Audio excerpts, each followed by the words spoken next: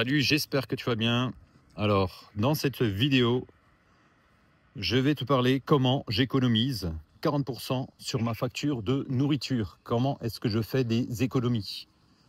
Alors, première chose que je fais, on va directement droit au but. Déjà, dans un premier temps, c'est de choisir ton épicerie, ton producteur. Donc, ça peut être un producteur local. Par exemple, proche de chez toi, tu as un paysan assez sympa, tu vois, où il fait des tarifs corrects, convenables. Ou bien ça peut être une épicerie du coin où tu as l'habitude d'y aller, tu vois, ça peut être intéressant, où ils font des prix assez intéressants. Ou tout simplement, hein, ça peut être des magasins low cost, à bas prix, du type un peu Aldi, Norma, Lidl et ainsi de suite. Ou encore, hein, si vraiment tu n'as pas ce type de producteur, tu n'as pas de producteur à côté de chez toi, tu n'as pas de paysans à côté de chez toi, tu n'as pas de marché à côté de chez toi, tu n'as pas d'épicerie, par exemple, à proximité, je pense que tu en auras un quand même, c'est une grande surface. Donc ça peut être un Leclerc ou d'autres types d'enseignes. Donc tu peux y aller sans aucun problème. Et moi souvent, tu vois, il y avait des petites astuces, c'est que pour faire des économies sur mon alimentation, donc je prenais la carte de fidélité, hein, et par exemple, tu avais un Leclerc qui faisait tout un certain jour dans la semaine, faisait les 10%. Donc c'est-à-dire que tu achètes la marque distributeur et finalement, ben, en achetant ce jour-là la marque du distributeur, eh bien tu obtenais 10% de réduction sur tous tes achats. Et donc ça c'est très intéressant dans le sens où 10% c'est pas anodin, tu vois, tu peux faire pas mal d'économies. Donc aussi, si tu veux faire des économies, comment j'économise? C'est que je prends régulièrement de la marque générique. Je ne prends pas forcément la grande marque nationale. Faut pas croire que finalement la grande marque nationale est forcément la meilleure. Tu vois, tu as des marques de distributeurs ou des marques de magasins low cost ou bien des marques de petits producteurs. Voilà, tu as une petite épicerie du coin, une petite ferme du coin, tu vas chez ton fermier ou alors tu as le petit artisan qui te vend des produits alimentaires assez sympas. Alors c'est fabriqué en petite quantité, mais souvent c'est une qualité équivalente à la grande marque nationale. Et, euh, et même parfois c'est beaucoup mieux, tu vois. Donc n'hésite pas à prendre des marques génériques pour faire des économies. Euh, Évite évidemment tout ce qui est aliments pré-emballés. Donc ça c'est un petit peu, toi, les repas tout faits, hein. Rien de pire, hein, tu vois, comme je vois même certaines pubs pour perdre du poids qui te vendent des produits sous barquette. Je trouve ça horrible. Déjà, avec tous les additifs qu'on te met dedans, tu sais que c'est très mauvais pour la santé, hein.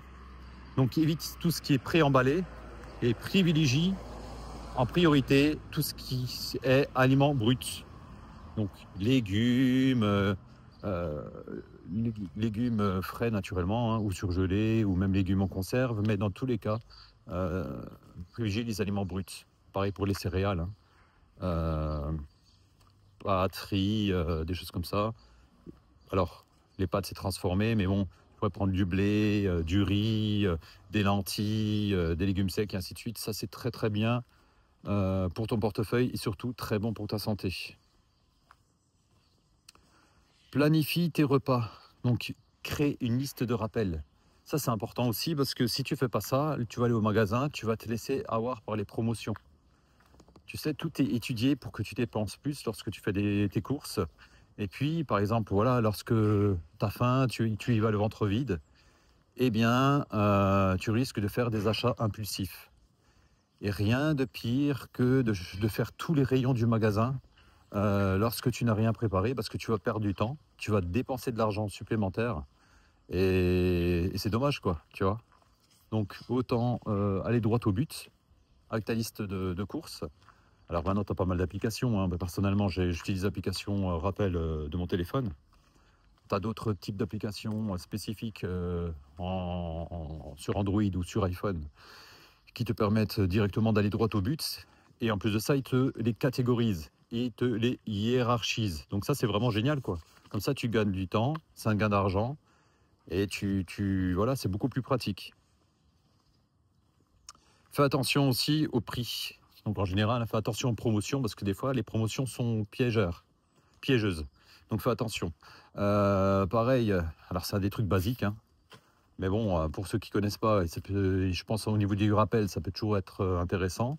Regarde toujours le prix au kilo. Ne te fie jamais au niveau des promotions ou des offres spéciales, ou parfois même les ventes en gros sont moins intéressantes que les ventes à l'unité. Donc méfie-toi et te base toujours sur le prix au kilo. Très intéressant aussi, moi ce que je fais régulièrement, hein, c'est-à-dire d'utiliser une application de Drive. Je fais mes courses au Drive. Gain de temps, notamment avec les enfants, hein, parce que quand tu emmènes ton enfant au magasin, bien ton enfant, qu'est-ce qui va se passer? Ben, lui, il va être tenté par tout ce qu'il va voir, forcément, les jouets qui sont en tête de gondole, évidemment, tout ce qui est chocolat, bonbons et ainsi de suite, en tête de gondole, en promotion, en caisse, t'as les bonbons partout, hein. Et donc ça, c'est compliqué, parce que voilà, l'enfant, si tu lui donnes pas ce qu'il veut, il va faire des crises, donc tu vas perdre du temps, tu vas te prendre la tête. Et en allant au Drive, au moins, là, tes courses sont faites directement. Pas d'achat impulsif, gain de temps. Et donc ça, c'est très bon pour ton portefeuille. Donc aussi, fais des réserves. Achète en solde. Moi, c'est ce que je fais. Ben, souvent, quand il y a des promotions, ben, j'achète un peu plus que d'habitude. Je fais des petites réserves. Comme ça m'évite aussi les différents déplacements. Parce que si tu te déplaces, tu fais par exemple tes courses au jour le jour, eh bien, tu utilises plus régulièrement, par exemple, ton véhicule, ta voiture. Tu perds également du temps et tu perds aussi de l'argent parce que souvent, lorsque tu as loupé les promos, bah, tu payes plus cher. Choisis aussi, par exemple, lorsque tu vas au resto, des restos un petit peu abordables, essaye de regarder les différentes offres. Tu peux faire aussi des passes gourmands, ça existe. Donc là, tu peux faire avoir pas mal de réductions. Ça peut être très sympa. Regarde également les offres alléchantes, par exemple sur le net, tu vois, concernant certains restos. Renseigne-toi sur les restaurants à proximité qui font souvent, tu sais, des fois des réductions sur le plat du jour, tu vois, tu as des offres spéciales. Donc tout ça, ça peut être super intéressant. Faire aussi ses achats sur les étagères du bas. Souvent, les produits alimentaires, les produits de marque sont vraiment au milieu. Donc lorsque tu regardes en bas, c'est souvent moins cher, hein, lorsque tu es dans les rayons. Parce que voilà, il va falloir que tu te baisses. C'est moins visible. Donc lorsque c'est moins visible, eh bien c'est moins cher. La règle du 6, 5, 4, 3, 2, 1. Ça c'est intéressant. Si tu ne sais pas trop t'organiser au niveau alimentation, si tu n'as pas trop les bases, eh bien c'est assez simple. Donc 6, 5, 4, 3, 2, 1, cette règle, c'est très facile à appliquer. Donc le 6, c'est pour 6 légumes. Le 5, c'est pour l'achat de 5 fruits. Le 4, c'est pour 4 protéines. Donc la protéine, hein, ça peut être de la viande ou même des protéines végétales, hein. Ça, c'est au libre choix. Le 3, c'est pour 3 féculents. Donc les riz, le pas, les pâtes, le blé et ainsi de suite. Le 2, ça peut être pour le fromage, si tu as envie de te faire plaisir de temps en temps, tout ce qui est à tartiner.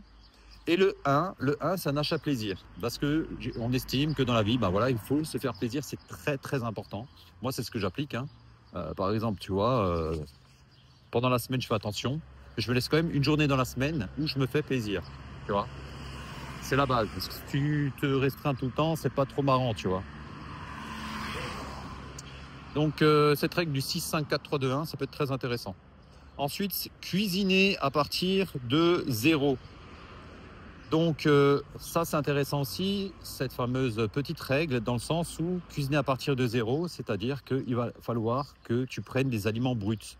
Comme je te l'ai dit avant, évite tout ce qui est aliments transformés. Des fois on veut toujours aller à la simplicité, s'acheter des pizzas toutes faites, et bien plutôt fais ta pizza toi-même, tu vois. Ou bien s'acheter des barquettes, ça c'est très mauvais comme je te l'ai dit avant, hein. Ou bien, par exemple, tu vois, voilà, tout ce qui est produit tout fait, t'évites, tu laisses de côté, tu laisses tomber, c'est fini, c'est pas pour toi. Rien de pire que d'acheter des petits sandwichs au triangle quand tu rentres chez toi parce que t'es fatigué, t'as pas envie de faire à manger, tu vois. Ça, c'est pas bon.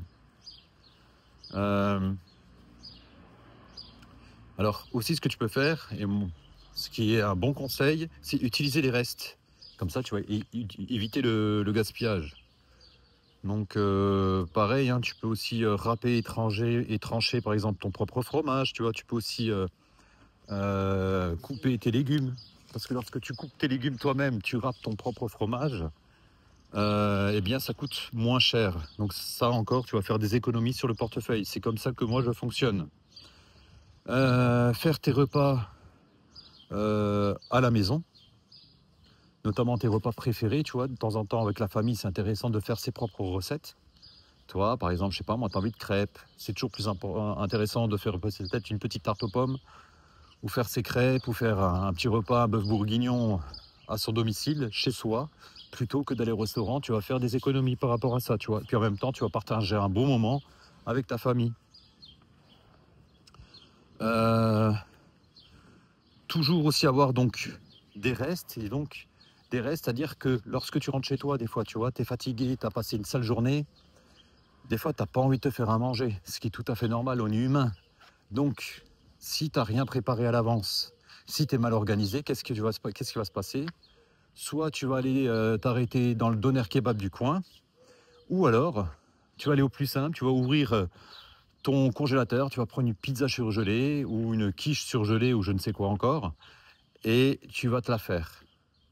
Alors je ne dis pas que c'est pas bien, de temps en temps on peut se faire plaisir, mais si c'est régulièrement comme ça, c'est pas bon, tu vois. Alors moi ce que je fais, c'est que je prépare mes repas à l'avance. Je fais souvent ce qu'on appelle un petit peu des meal prep, hein. C'est-à-dire que je prévois une matinée dans la semaine où je vais cuisiner. Et comme ça, je prévois mes repas à l'avance, je les congèle. Et comme ça, lorsque je rentre du boulot, lorsque je suis fatigué, ou alors lorsque ma compagne est fatiguée, ou peu importe, hein, eh bien, c'est déjà tout prêt. Et en même temps, on va manger sainement. Parce que les repas que tu prépares à l'avance, ce sont des repas sains. Et puis en même temps, tu fais des économies. Et ces fameux repas-là, c'est pareil, hein. Tu peux les emmener à ta cantine, à ton boulot. Comme ça, pareil, tu manges un repas sain et tu n'es pas obligé justement entre la pause de midi à ton boulot, d'aller au resto et ainsi de suite. Tu vois. Comme ça, tu économises et puis tu manges vraiment correctement. Aussi, une fois dans la semaine, tu peux te faire un repas, ce qu'on appelle mystère. Donc, c'est-à-dire que tu vas utiliser ce que tu as dans les placards pour te faire à manger. Donc, ça va évidemment éviter, comme je t'avais dit, le gaspillage, mais aussi ça va faire jouer un petit peu ta créativité. Tu vois, par exemple, tu as des restes dans ton placard ou tu as des ingrédients dans ton placard que tu n'utilises pas très souvent. Eh bien, là, tu vas te dire, avec ce que j'ai, eh bien, je vais essayer de faire une petite recette. Je vais essayer d'innover un peu. Je vais essayer de faire parler un petit peu ma créativité. Et si tu ne sais pas, maintenant, avec l'intelligence artificielle, hein, tu peux demander à ChatGPT ou bien à d'autres intelligences. Elles vont t'aider, justement, par rapport. Tu vas leur dire, écoute, dans mes placards, j'ai tel et tel ingrédient. Avec ce que j'ai, dis-moi quelle recette je pourrais faire. Et comme ça, tu vois, tu vas pouvoir t'amuser, changer un petit peu, innover un petit peu. Et puis en même temps, ça va te permettre de casser le quotidien, tu vois. Donc ça, c'est cool. Donc voilà, donc je sais pas ce que tu en penses. Qu'est-ce que tu fais, toi, pour réduire ta facture? Qu'est-ce que tu fais pour... Alors, le petit chat qui est là, tu vois, il vient dire bonjour, bonjour, bonjour, bonjour, Chacha. Bon, il est très sympa, celui-là, hein. Voilà, donc dis-moi ce que tu en penses un petit peu par rapport aux économies que tu peux faire dans ton quotidien. Est-ce que tu connais ces conseils? Est-ce que tu les appliques déjà? Et est-ce que tu as d'autres astuces? C'est ça que j'aimerais savoir. Qu'est-ce que tu en penses? Et surtout, si tu as d'autres techniques, d'autres astuces, eh bien écoute, je serais déjà très intéressé. Et je pense qu'il y a aussi d'autres personnes qui seraient intéressées, tu vois, parce que plus on se donne de tuyaux, plus on se donne de conseils, et plus on va rendre sa vie agréable.